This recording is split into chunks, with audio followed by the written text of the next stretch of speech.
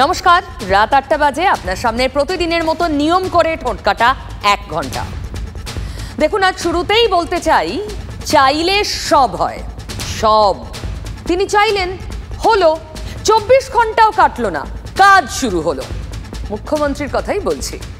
মুখ্যমন্ত্রীর অফিস নবান্নে আলো, পাখা, এসি নিভিয়ে কর্মীরা বেরোচ্ছেন। ভাবা যায় সরকারি অফিসে এই চেহারা? দেখুন নবান্নের ছবিটা, দেখুন নবান্নের করিডোরের ছবি, কেমন অন্ধকার অন্ধকার না? আসলে কর্মীরা বেরোনোর সময় ওই যে বাড়তি বিদ্যুৎ যাতে খরচ না হয়, তাই আলো, পাখা, এসি সব কিছু নিভিয়ে টিভিয়ে, যেমন আমরা বাড়িতে করি, বেরোচ্ছেন। দীক্ষা আরো ঘুরে দেখেছে আমার সহকর্মী। নবান্নের কার্যত করিডর যে জায়গাগুলো রয়েছে, সেই করিডরগুলো অন্ধকার করে রাখা হয়েছে। একমাত্র দোতলায় কিছু লাইট জ্বললো। ৩তলা থেকে আমরা যতদূর পর্যন্ত দেখতে পাচ্ছি, ৩তলা থেকে পুরো ১২তলা পর্যন্ত করিডরে কিন্তু কোনো বিদ্যুৎ বা কোনো আলো জ্বলছে না। মুখ্যমন্ত্রী যে নির্দেশ দিয়েছেন, তারপরে এইভাবে আলো বন্ধ, করিডরগুলিতে আলো বন্ধ করে রাখার নির্দেশ দিয়েছে পিডব্লিউডি, এবং পিডব্লিউডির তরফ থেকে এই আলোগুলি বন্ধ করে রাখা হয়েছে বলে আমরা জানতে পারছি। তাহলে কর্তার ইচ্ছায় কর্ম। এমনি এমনি কর্মীরা তো এই অভ্যেস করছেন না, গতকালের দাওয়াইয়ের পর করেছেন। একটু মনে করিয়ে দিই গতকালের দাওয়াই।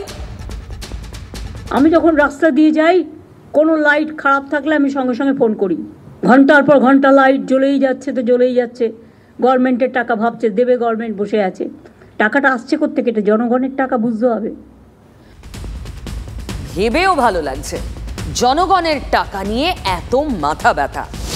কর্তা চাইলেন, কর্ম হলো, মানে চাইলে হয়, ইচ্ছেটাই তাহলে আসল। তাহলে এতদিন ইচ্ছেটা হয়নি? কলকাতার জেলার দখল হয়ে যাওয়া ফুটপাত মুক্ত করার চেষ্টা চলছে। ছোট্ট একটু ছবি, পরে আরো সবিস্তার দেখাবো। দেখুন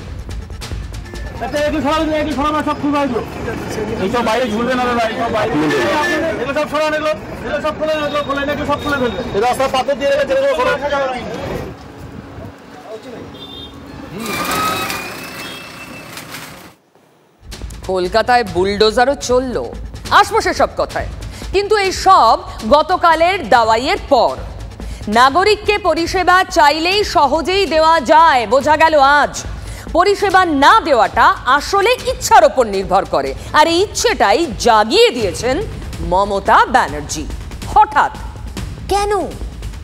লক্ষ্য ২০২৬। ২৪-এর লোকসভায় আসন কমলেও বিজেপির ভোট বেড়েছে।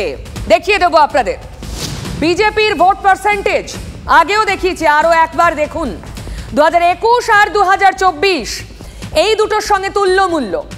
৪৮ আর ৩৮-এর গ্যাপ ছিল ২০২১-এ। ২০২৪-এ ৩৮.১৫ থেকে বিজেপির ভোট পার্সেন্টেজ ৩৮.৭৩ হয়েছে। তৃণমূলের ৪৫.৭৬। তাহলে বুঝে গেলেন বিজেপির ভোট বাড়ছে এবং শহরাঞ্চলে বিজেপি বাড়ছে। তাই দুঁদে রাজনীতিক বিচক্ষণ মমতা ব্যানার্জি বিরোধী স্পেস কমাতে চান। মূলত বিজেপির জন্য যে স্পেস এখানে তৈরি হয়েছে, ভেবে দেখুন। ঠিক যে যে কথাগুলো সুকান্ত মজুমদার, শুভেন্দু অধিকারীরা বলে এসেছেন লাগাতার, মমতা ব্যানার্জিও হুবহু তাই বললেন গতকাল, বলছেন। কেন? শুধুই দলের শুদ্ধিকরণ, শুধুই নিজেকে ঊর্ধ্বে দেখানো, নাকি বিরোধীদের কথা নিজের মুখে বললে বিরোধীদের আটকানো যায়? শুভেন্দু, সুকান্তরা যাই বলবেন সবই তো মমতা বলে দিচ্ছেন, বলে রাখলেন। কি বুঝলেন? এখানেও জমি দখল, বিরোধী জমি, বিরোধিতার জমি, দখলদার মমতা ব্যানার্জি নিজে। চলুন, গতকাল একের পর এক বোমা ফাটিয়েছেন মুখ্যমন্ত্রী। তার টার্গেট থেকে কেউ রেহাই পাননি। তারই দলের হাতে থাকা পুরসভা, তারই মন্ত্রী, জেলা শাসক, মহকুমা শাসক, পুলিশ, সব টার্গেট করেছেন মুখ্যমন্ত্রী। রেয়াত করেননি কাউকে। গতকাল নবান্নে সব পুরসভাকে নিয়ে বৈঠকে বসেছিলেন। কি বললেন আর একবার রিক্যাপ।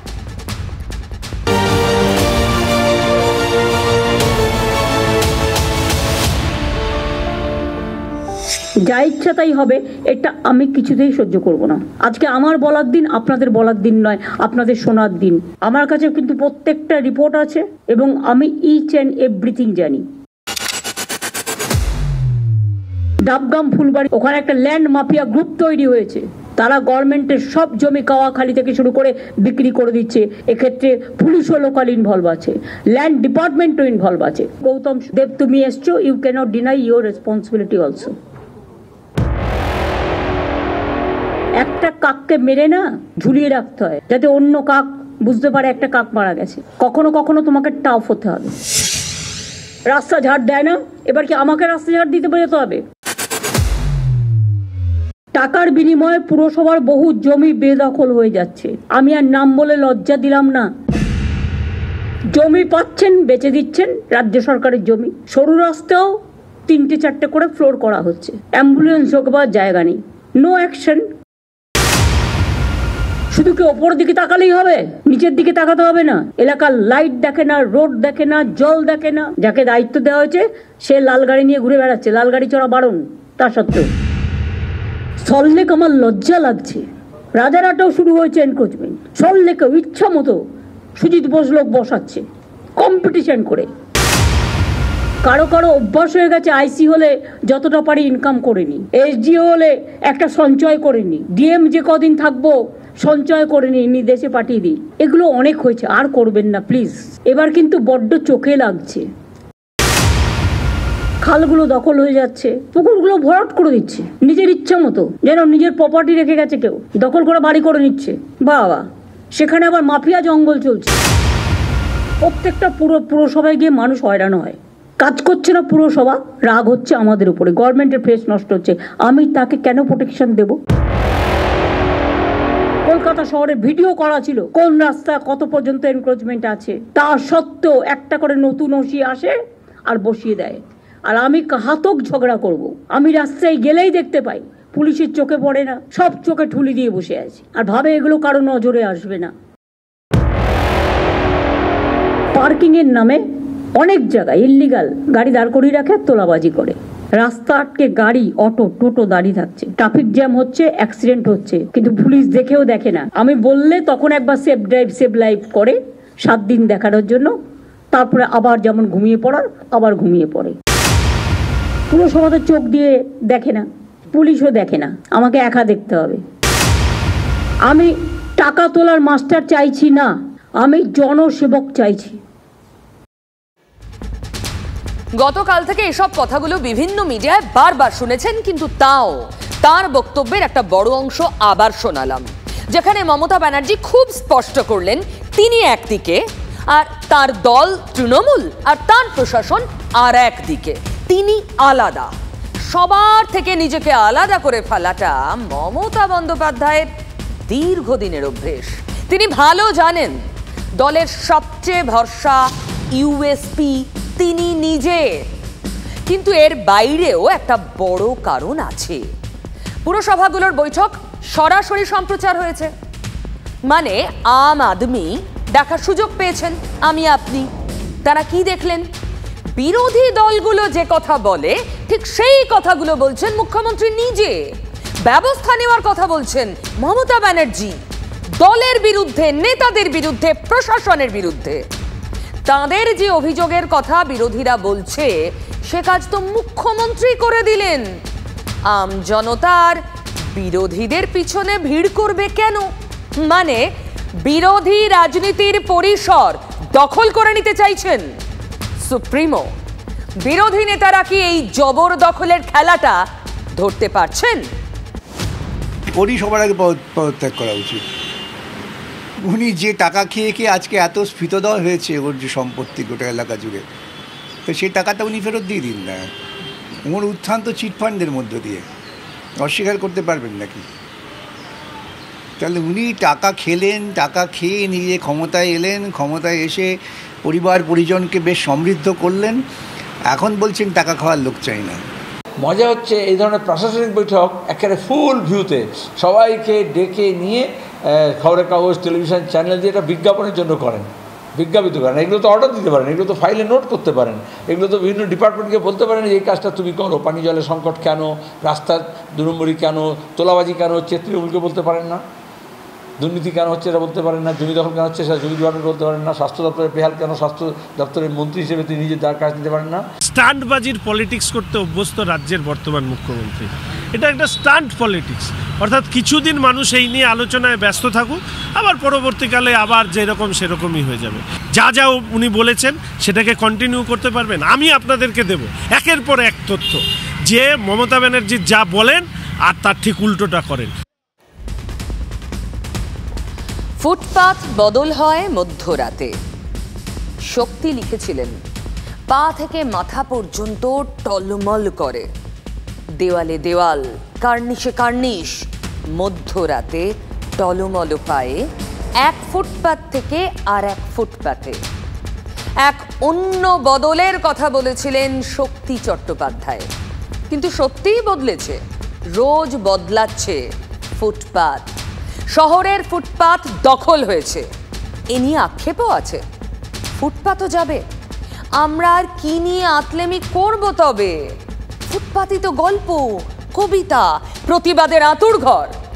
আস্তে আস্তে অনেক কিছুর মতো এক্ষেত্রেও সমঝোতা করতে শিখে যাই। আক্ষেপ হওয়ারই কথা, কত কবির কত কবিতা ফুটপাতকে ভালোবেসে। জীবনানন্দ লিখেছিলেন, যারা ফুটপাত ধরে অথবা ট্রামের লাইন মারিয়ে চলছে তাদের আকাশ কোন দিকে? শহরের ফুটপাতে হাঁটলে আমরাও কি আকাশ দেখতে পাই? যদি বা ফুটপাতে হাঁটার জায়গা পাই, কোথাও শহরের কোনো রাস্তায়? ফুটপাতে বসতে লক্ষ্মী, ফুটপাতেই বাণিজ্য, সেই ফুটপাতেই আজ বুলডোজার চলল। অ্যাকশনে পুলিশ, অ্যাকশন গতকাল থেকে শুরু হয়েছে। ওই যে মুখ্যমন্ত্রীর দাওয়াই ধমক, আজ আরো জোরদার হলো সেই অ্যাকশন। বুলডোজারে গুঁড়িয়ে দেওয়া হলো দোকানপাট, দোকানের অবৈধ ছাউনি ভেঙে ফুটপাত দখলমুক্ত করলো পুলিশ। কেউ কেউ বাধা দেওয়ার চেষ্টা করলেন, কিন্তু পুলিশ অ্যাকশন মোডে।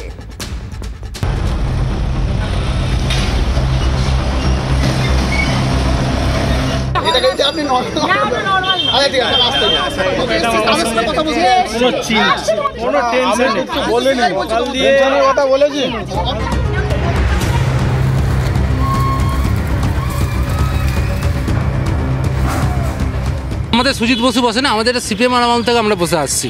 আমাদের এখানে দীর্ঘ 45-50 বছরের সব দোকানদার। আগে আমার বাবা করতো, এখন আমি করছি। ওপারে যা হয়ে গেছে, ওইটা নিয়ে আমাদের ইয়ে নেই। এই পারে যে বাজারটা আছে, এই বাজারটা এক চুল আমার নড়বে। মুখ্যমন্ত্রী নিজ নির্দেশে কাজ করলেও দিদিই তো ভুল করেছে। দিদির প্রথম উচিত ছিল আমাদেরকে 3 দিন সময় দেওয়া।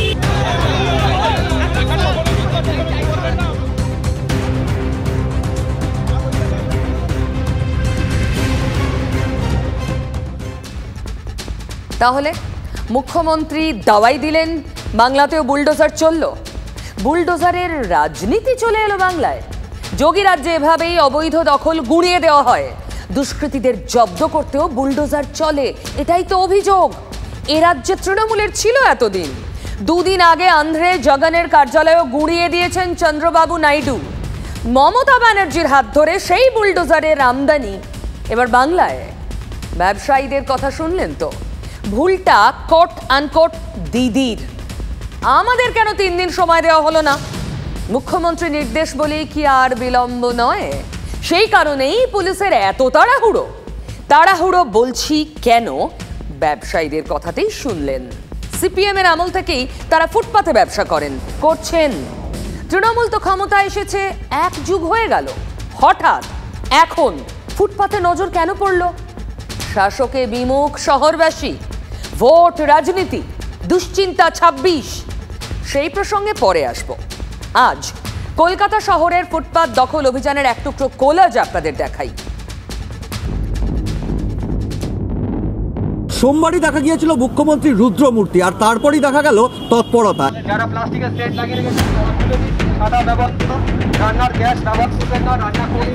ভবানীপুর থানা এলাকার যদুবাবুর বাজার পরিস্থিতিটা যদি একটু দেখার চেষ্টা করি, রাস্তার ওপরেই কিন্তু রীতিমতো দোকানের যে সমস্ত সামগ্রী, জল থেকে শুরু করে অন্যান্য বিভিন্ন সামগ্রী, ক্যারেট, সমস্ত কিছু সাজিয়ে দিনের পর দিন ব্যবসায়ীরা তাদের ব্যবসা চালিয়ে যাচ্ছিলেন। আর মুখ্যমন্ত্রীর হুঁশিয়ারি বা কড়া বার্তার পরেই কিন্তু এবার তৎপর পুলিশ প্রশাসন। এটা আমরা অনেক দিন ধরে কাজ করি এখানে। কতদিন ধরে? ওই 25-30 বছর হয়ে গেছে। পুলিশ কিন্তু রাস্তার উপরে থাকা জিনিস সেগুলোকে বাজেয়াপ্ত করতে শুরু করেছে। সাধারণ মানুষের যে চলাচলের সমস্যা হয় এটা কি বুঝতে পারতেন আপনারা? হ্যাঁ, বুঝতে পারছি। এত চওড়া একটা রাস্তা, তার কিন্তু কার্যত অর্ধেকের বেশি অংশ বন্ধ হয়েছিল। কিছু করা বলাও যাবে না, একজন যাচ্ছে একজন বসে যাচ্ছে।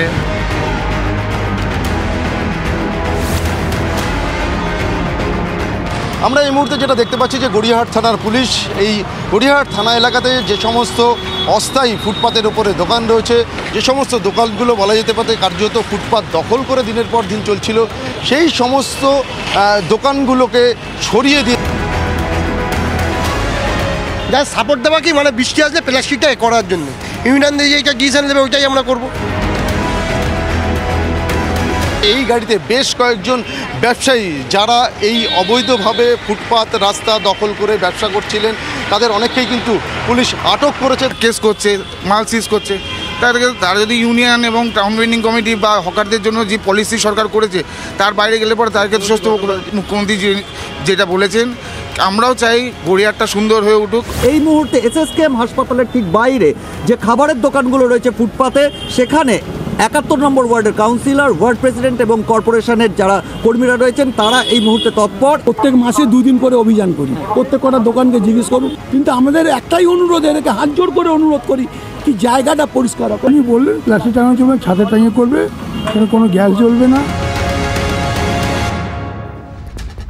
মহামানীপুরের যদুবাবুর বাজার, গড়িয়াহাট, হাতিবাগান, ফুটপাত খালি করার কাজ সব জায়গায় চলছে। বুলডোজার চলেছে সল্ট লেকেও।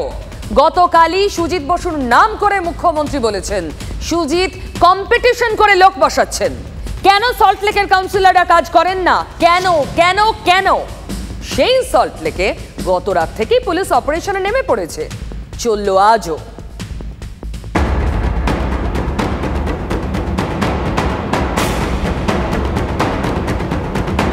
পার্টির লোকজন না হ্যাঁ ফুট দিলে তো আর করতে পারা যায় না এইসব ফুটের উপরে দোকান। এখন উপর থেকে চাপ এসছে, এখন সত্যিই হবে। এই বিধাননগর পৌর নিগমের 37 নম্বর ওয়ার্ড অর্থাৎ কেবিকেসি এবং ALBL ব্লকের যে রাস্তা অর্থাৎ ফুটপাত জুড়ে যে অবৈধ দখলদারি ছিল, সেই দখলদারি কিন্তু পুরোপুরিভাবে ভেঙে গুড়িয়ে দেওয়া হলো এবং বুলডোজার এনেই ভেঙে গুড়িয়ে দেওয়া হলো। তুলে দিতে হবে, কি করবো তাহলে? আমরা তো এতদিন ধরে এখানে কর্ম করব, রুটি রোজগার, বউ ছেলে মেয়ে, বাবা ভাই বোন সবাইকে নিয়ে খাইয়ে দিয়ে বড় হয়েছি। না খেয়ে মরতে হবে, কি করতে হবে? মানুষগুলো কি খাবে? বিকল্প ব্যবস্থা করে এই মুখ্যমন্ত্রী যদি এটা করেন আমার খুব উপকার হবে।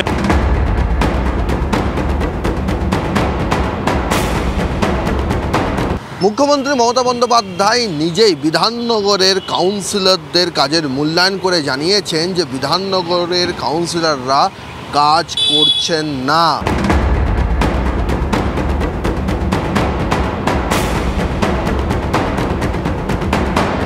সেরকম দেখাশোনা হয় না, কেউ কাজও করে না, এইভাবে নোংরাভাবে পরিবেশে আমরা এখানে যাতায়াত করছি। কাউন্সিলরকে তো চোখে দেখি না, কে যে কাউন্সিলর তাই মুখটা চিনি না। ব্লকের রাস্তাঘাট এই ভোট গেল বলে ওই জন্য হয়েছে, সেটা আমাদের কাছে একটা বাড়তি পাও না।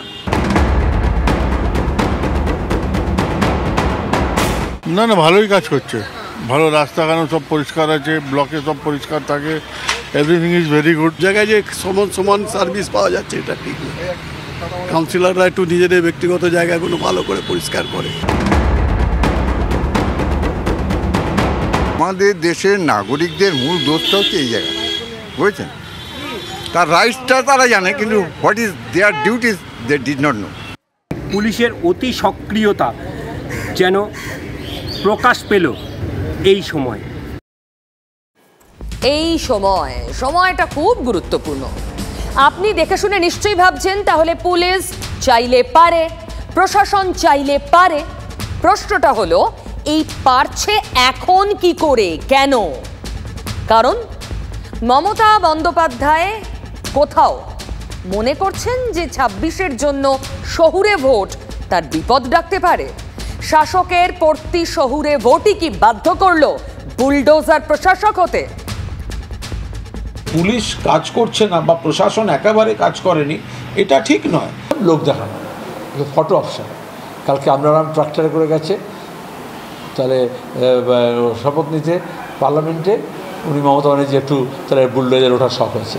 এমনভাবে হকাররা না বসেন যাতে রাস্তাটা পুরোটা আটকে যায় এবং পথচারীদের সমস্যা হয়। এই যে সীমারেখাটা কোথাও কোথাও যেখানে মাপ করে দেয়া আছে, সেই মাপটা যেখানে ভাঙছে সেই জায়গাটায় আবার নিয়মটা মানানোর কথা বলা হচ্ছে। তৃণমূলের নেতারা যারা এই গরিব মানুষদেরকে বসিয়ে পয়সা লুটেছে তাদেরকে আগে বুলডোজার চালানো দরকার তাদের সম্পত্তির উপর। এর সঙ্গে বুলডোজার দিয়ে হকারদের তুলে দেওয়া, হকার মুক্ত কলকাতা, হকারদেরকে ক্ষতি করা, এই ধরনের কোনো মনোভাব কখনো মমতা বন্দ্যোপাধ্যায়ের প্রশাসনের ছিল না, নেই, ভবিষ্যতেও থাকবে না। ঘুরিয়ে কি কোনো বার্তা দেওয়া হলো? সীমারেখা মনে করিয়ে দেওয়া হলো কাকে? দেখুন, রাজনীতি তো সম্ভাবনার শিল্প, সেখানে সব হয়। রাজনীতিতেই তো প্রশ্ন ওঠে। এই যেমন জমি জমা সব কিছু দখল মুক্ত করতে হবে। গতকাল মুখ্যমন্ত্রী লর্ডসের মোড়ে একটি জমির কথা নিজে উল্লেখ করেছিলেন। সরকারি জমি বেহাত হয়ে যাচ্ছে। আচ্ছা, কি করে এত বছর ধরে এই সরকারি জমি দখল হচ্ছে? সরকারের কোনো আধিকারিক, কোনো অফিসার, কোনো আমলা টের পাচ্ছিলেন না? মুখ্যমন্ত্রী বলার পর সবাই টের পেলেন? এটা হতে পারে? হয় কখনো? আসলে মুখ্যমন্ত্রী মমতা বন্দ্যোপাধ্যায় যখন বলছেন তখন সদিচ্ছা শব্দটা লাফিয়ে সামনে আসছে। এবার করতে হবে, তাই না? খাস কলকাতার কথাই বলছি। প্রিন্স আনওয়ার শাহ রোডে সরকারি জমি জবরদখলের অভিযোগ নিয়ে নবান্নে বসে চরম বিরক্তি প্রকাশ করেছিলেন সোমবার মমতা ব্যানার্জি। কোন জায়গায় কোন প্লট কত কাঠা নাম ধরে ধরে বলেছিলেন। তারপর আজ কি অবস্থা দেখুন। 355 Prince Anwar Shah road, Lord bakery মোড়, 29 কাঠা মূল্যবান জমি। জমিটি তথ্য সংস্কৃতি দপ্তরের। এই জমিতে প্রায় 16 থেকে 17টি পরিবার রয়েছে, রয়েছে দোকান, রয়েছে গ্যারেজ। গতকাল মুখ্যমন্ত্রী মমতা বন্দ্যোপাধ্যায় তিনি এই জমির কথা বলেছেন, অর্থাৎ সরকারি এই জমি বেদখল হয়ে আছে বহু বছর ধরে। তথ্য সংস্কৃতি নিজে দেয় না, নিজের যে জায়গাগুলো আছে সবই কি আমি করব? ছেড়ে দিতে থাকা চলবে না, তুলে দেবে। হুট করে যদি তুলে দেয় হাতে যাবো কোথাও আমরা। যে দিদির কাছে একটা আবেদন, আমাদের একটা ব্যবস্থা করে দিক, থাকার একটা জায়গা করে দিক, নাহলে আমরা কোথায় যাবো? ভেঙে দেবে বলেছে, আমাদের বাচ্চা কাচ্চা নিয়ে কোথায় যাবো আমরা? ওনারা রাত্রেবেলা বুলডোজার দিয়ে চেপে দিলে মানে আমরা মরে যাব, মরে গেলেও ওনারা গাড়িকে তুলে ফেলে দেবে। মুখ্যমন্ত্রী মমতা বন্দ্যোপাধ্যায়ের কাছে তাদের করুণ আবেদন যে তাদের পুনর্বাসন দেওয়া হোক, তাদের বিকল্প ব্যবস্থা করে দেওয়া হোক। মুখ্যমন্ত্রী সোমবার বলেছেন একটা গ্রুপ তৈরি হয়েছে যারা খালি জমি দেখলেই লোক বসিয়ে দিচ্ছে। এভাবেই দখল হচ্ছে সরকারি জমি, এভাবেই দখল হচ্ছে। শিলিগুড়ির কমার্স কলেজ কর্তৃপক্ষ কবে থেকে অপেক্ষায় তাদের কেনা জমিতে শেষ পর্যন্ত তারাই বিল্ডিং তৈরি করবেন। জমি কেনার 17 বছর কাটলো, জমি নেই হাতে। আমরা দুই বোন, এইখানে দুই বোনের জায়গা, আমাদের দুইটা দোকান, ওই যে একটা দোকান, এই যে একটা দোকান, বাস আমাদের গতি করে দেখে আমরা সেদ্ধ। প্লাস কি ওই যে ভদ্রলোক ওই যে আছে ওইখানে মনি বিশ্বাস, ওনার ওই যে 5 কাঠা না 10 কাঠা জায়গা পেয়ে গেছে, পাওয়ার পরে ওই যে দোকান ভাড়া দিয়ে খাচ্ছে। ওই যে সেইখানে তো কোনো মোস্তানি করতে পারে না। দিদি আমাকে উচ্ছেদ করবে তো, উনি মমতা দিই আমি মায়া দিই, উচ্ছেদ করবে তো করুক, দেখা যাক। পুলিশের কাজ দরকার হলে পুলিশ সরাবে। এখানে ছাত্ররা আছে যাদের কলেজ তৈরি হবে, নিজস্ব এতদিনে একটা ভবনে পরিণত হবে, তাদের কাছে টাকা আছে, সেই প্ল্যান তৈরি হয়েছে, সেইটা খুব তাড়াতাড়ি হয়ে যাওয়াটা বাঞ্ছনীয়। গতকাল সবচেয়ে বেশি ধমক খেয়েছেন যিনি, নাম গৌতম দেব। দেখুন তার এলাকা ফুলবাড়িতে পোড়াঝাড়ের অবস্থাটা দেখুন। বিতর্কের শিরোনামে ডাবগ্রাম ফুলবাড়ির জমির কারবার, এই বিস্তীর্ণ এলাকা ফুলবাড়ি, এই এলাকাটার নাম পোড়াঝাড়, কিন্তু আড়ালে আবডালে কেউ এই এলাকাটাকে বলেন আসলে সোনার ঝাড়। কয়েকশো একর জমি, গোটাটা সরকারি, সব বেহাত। এই গোটা পোড়াঝাড় এলাকায় বহু বাড়ি রয়েছে যেগুলো সবটাই অবৈধ। কাউকে না কাউকে টাকা দিয়ে ক্ষমতাবানদের কাছে আত্মসমর্পণ করে এখানে বাড়িঘর তৈরি করে বসবাস করছেন বাসিন্দারা। বাড়ি করেছেন? হ্যাঁ। আচ্ছা, এই জায়গাগুলো তো সব ভেস্টল্যান্ড। হ্যাঁ, তা তো শোনার কথা বেস্ট। তো আপনারা কি ফ্রিতে বসেছেন না টাকা দিয়ে কিনতে হয়েছে? না, আমরা টাকা দিয়ে এলেন। এখানে তো জমি বেচা কিনা বলতে জমি বিক্রি করার মতো আর জমি নাই বললেই চলে, সবই বিক্রি হয়ে গেছে। হ্যাঁ। কত দিয়েছেন? 1,80,000 করে। কয় কাঠা? 2.25 কাঠা। তো কিন্তু এগুলো তো সব সরকারি জমি, এগুলো দখল করাও তো বেআইনি। এখন কি করব? এই দুদিকে যত বাড়িঘর দেখাবো প্রত্যেকটি এলাকায় এই পোড়াঝাড়ের মানুষরা বলছেন টাকা না দিলে জমি মেলে না। এখানে এক ফালি জমিতে বসতে পারলে তার বিনিময়ে কারো কারো পকেটে ঢোকে লাখ লাখ টাকা। সেই টাকার ভাগ পৌঁছায় বহু দূর পর্যন্ত। অভিযোগ দূর বহুদূর পর্যন্ত হাত থাকার সুযোগ নিয়েই রমরমা ব্যবসা ফেঁদে বসেছে জমি মাফিয়ারা। টাকা ফেললেই হলো, জমি যে কারো পকেটে। সরকার জানে না সরকারি জমির এই হাল। কোনোটা ইরিগেশনের জমি, কোনোটা এগ্রিকালচারের জমি। তাদের মন্ত্রীদের, সেক্রেটারিদের অনেকবার, যখন আমি মন্ত্রী ছিলাম তখনও চিঠি দিয়েছি পোড়াঝাড়ের ব্যাপারে, যেহেতু পোড়াঝাড় আমার বিধানসভা ক্ষেত্রের মধ্যে ছিল এক সময়, 21 সাল অবধি। এটা আমি জানি, জায়গাটা মেডিকেল কলেজের পাশে, কাওয়াখালি পরেই হচ্ছে পোড়াঝাড়। জমির বৃত্তান্ত তাহলে সব জানা প্রাক্তন মন্ত্রী তথা বর্তমান মেয়রের, কিন্তু পদক্ষেপ কঠিন। জমি ফেরত নেওয়ার চেষ্টা না হয়নি, তাই তো অভিযোগ।